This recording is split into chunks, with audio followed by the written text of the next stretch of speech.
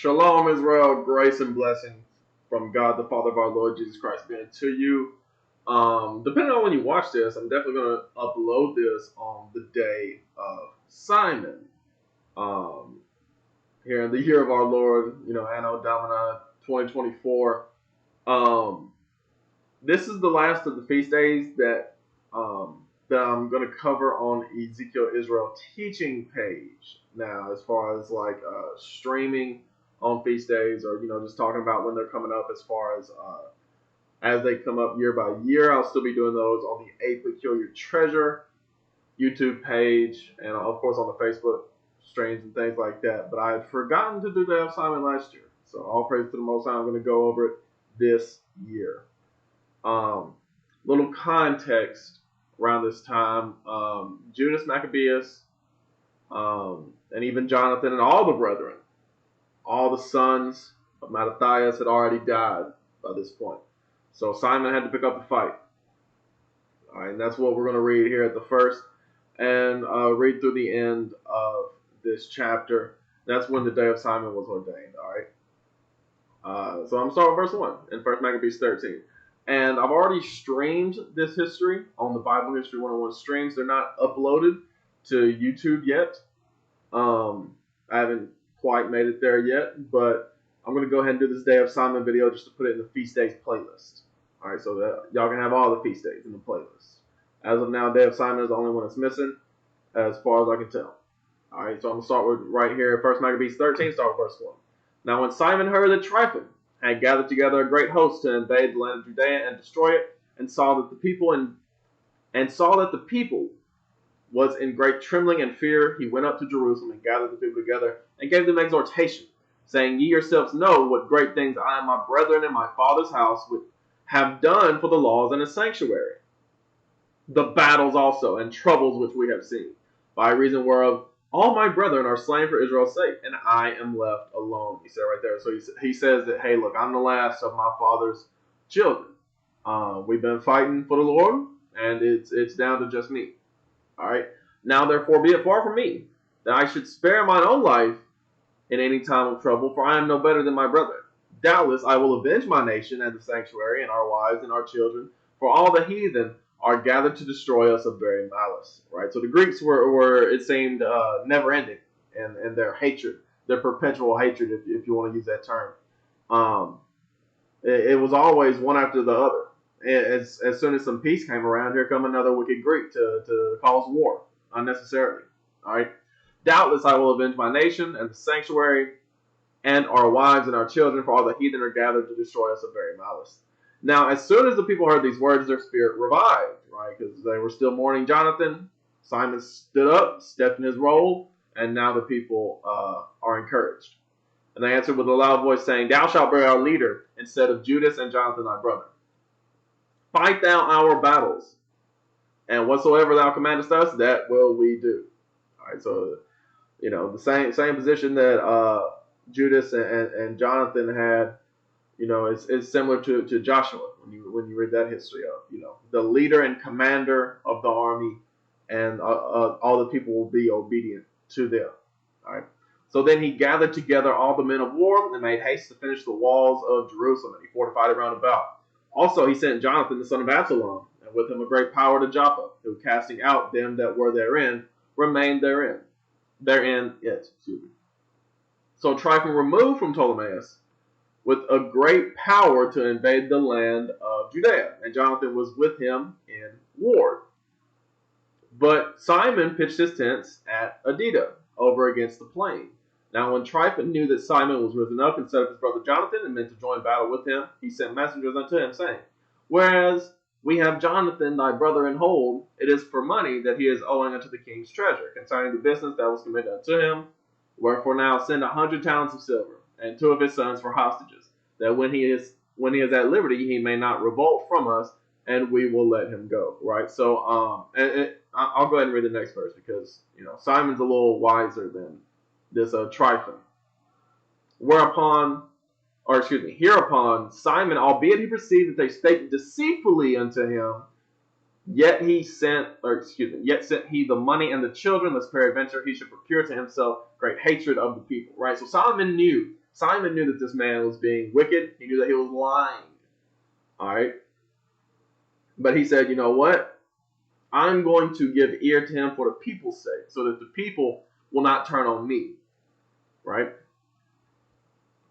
Who might have said, because I sent him not the money and the children, therefore Jonathan dead. Right? So it's similar to, you know, excuse me, what's the expression I'm looking for?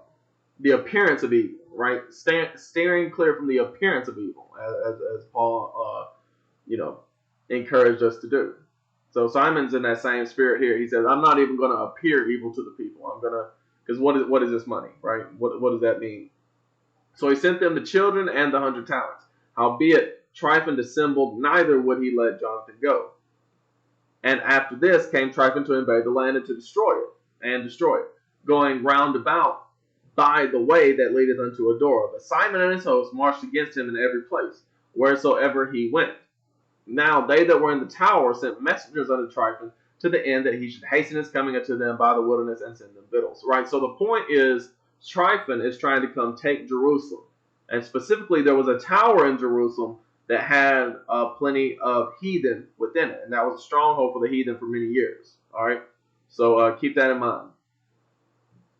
Wherefore Tryphon made ready all his horsemen to come that night. But there fell a very great snow, by reason whereof he came not. So he departed and came to the country of Galaad. I'm pretty sure that Galaad is the same as Gilead, all right, east of the Jordan.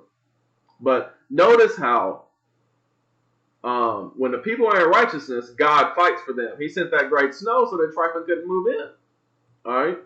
And when he came near to Bascama, he slew Jonathan, who was buried there. Afterward, Tryphon returned and went into his own land. Then sent Simon and took the bones of Jonathan his brother and buried them in Modin, the city of his fathers.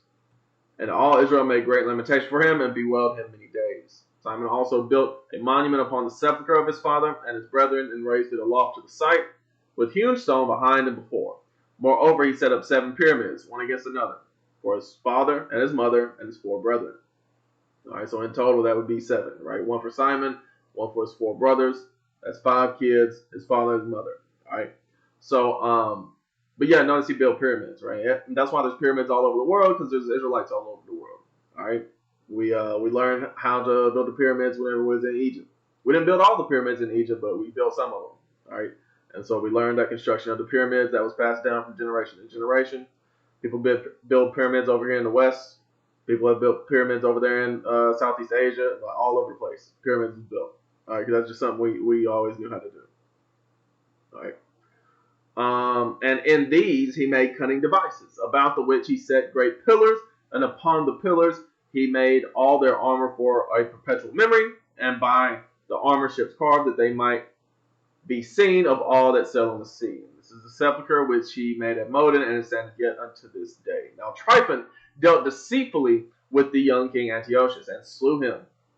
And he reigned in his stead, and crowned himself king of Asia, and brought a great calamity upon the land. All right, Tryphon was the devil. Then Simon built up the strongholds in Judea, and fenced them about with high towers and great walls, and gates and bars, and laid up victuals therein. Moreover, Simon chose men, and sent to King Demetrius, to the end he should give the land an immunity, because all that Tryphon did was to spoil, right, was to steal and rob. All right. Unto whom King Demetrius answered and wrote after this manner. King Demetrius unto Simon the high priest, and friend of kings, as also unto the elders and nation of the Jews, sendeth greeting. The golden crown and the scarlet robe, which he sent unto us, we have received, and we are ready to make a steadfast peace with you. Yea, and to write unto our officers, to confirm the immunities which we have granted. And whatsoever covenants we have made with you shall stand, and the strongholds which ye have builded shall be your own. As for any oversight or fault committed unto this day, we forgive it, and the crown tax also, which ye owe us. And if there were any other tribute paid in Jerusalem, it shall no more be paid. Right? So Simon got that tax-exempt status. He got that 501c3. All right? And look who are meet among you to be in our court. Let them be enrolled, and let there be peace betwixt us. Right? So, and you see this with Jonathan when you read the history as well, where Jonathan, where I'll contrast Judas first. Judas Maccabeus was more a man of might, a man of valor, a man of war. He was always willing to fight every heathen that he come across if they were coming against Jerusalem. Whereas Jonathan was more a bit more peaceful, a bit more of a political strategist. All right. So Simon is kind of the best of both worlds here. He's not afraid to fight. Neither was Jonathan, by the way. But Simon falls more in the camp of Jonathan of, okay, I'm going to use wisdom in trying to negotiate peace, and that's what ends up happening. All right, especially in the case of this Demetrius here. It doesn't last like none of the Greek kings at this time. None of them lasted because it was so much turmoil in their kingdom. But the point is, Simon was wise about making peace. All right. Thus, the yoke of the heathen was taken away from Israel in the 170th year. Then the people of Israel began to write in their instruments and contracts in the first year of Simon the high priest, the governor and leader of the Jews. In those days, Simon camped against Gaza and besieged it round about. He made also an engine of war and set it by the city and battered a certain tower and took it. Right. So Simon took Gaza and he made it righteous. And they that were in the engine leaped into the city, whereupon there was a great uproar in the city. Insomuch as the people of the city rent their clothes and climbed upon the walls with their wives and children, and cried with a loud voice, beseeching Simon to grant them peace. And they said, deal not with us according to our wickedness, but according to thy mercy. So Simon was appeased toward them, and fought no more against them, but put them out of the city, and cleansed the houses wherein the idols were, and so entered into it with songs and thanksgiving. Right? So Simon said, look, I'm not going to kill you, but the city is going to be righteous. Every city that we take over is going to be righteous. You have to be righteous if you want to stay here. Those people did not want to stay there because they wanted to worship idols and be wicked. So he said, okay, you got to leave then. You got two choices. You can either stay here and be righteous, or you can leave and be wicked. And they wanted to be wicked, so they left. All right? But they cleansed it, right? They took all the idols out, and then they celebrated. Yet he put all uncleanness out of it, and placed such men there as would keep the law, and made it stronger than it was before, and built therein a dwelling place for himself. Right? So he had another home there in Gaza. They also, of the tower in Jerusalem, were kept so straight that they could neither come forth, nor go into the country, nor buy nor sell. Wherefore they were in great distress for want of victuals, and a great number of them perished through famine. Right? So that was those wicked heathen and wicked Israelites that were in the tower in Jerusalem. The righteous Simon and his men made sure that they could not do wickedness any longer. They said, look, if you're going to do wickedness, you're going to have to stay up in that tower. You ain't coming out here with your wickedness. All right, so a lot of them died through famine. Then cried they to Simon, beseeching him to be at one with them, which thing he granted them. And when he had put them out from thence, he cleansed the tower from pollutions. You see that right there? So, again, the same situation. Simon, and this is the same with all the Maccabean brothers, all right? They weren't bloodthirsty. They were men of war when it came to it, but they were always willing to make peace. And Simon, even in the case of these wicked men, he says, look, y'all can, y'all got two options, right? just like in Gaza. Y'all got two options. You can either stay here and be wicked and die, or you can go be wicked somewhere else. But we're going to make this place righteous. That's what he did with the tower in Jerusalem. All right, he made it righteous. And entered into it the 23rd day of the second month, and the 171st year, with thanksgiving and branches of palm trees, with harps, cymbals, with bowls and hymns and songs, because there was destroyed a great enemy out of Israel. You see that right there. So the 23rd day of the second month. That's where we're entering it right now. Yeah, by the time y'all see this, it will be right now. All right. He ordained also that day should be kept every year with gladness. Moreover, the hill of the temple that was by the tower, he made stronger than it was, and there he dwelt himself with his company. All right, so that's why we celebrate this. All right, because it was ordained that Simon had made Jerusalem a better place, a more righteous place than it was before he found it. All right, he put out all the wickedness, he put out all the heathen that are causing the wickedness. All right, so that we could live peacefully and serve our God. And I come to y'all in this format because that's all the rest of the feast day videos are in this format. I figured I might as well. I do stuff on camera now, but it's nice to go back to the old to the old format, I guess, just for a one-off. But yeah, I hope y'all learned something. Let's celebrate this day with joyfulness and gladness. All right, even with righteous music, like what they did. So with that, I say shalom. Let the Lord be magnified.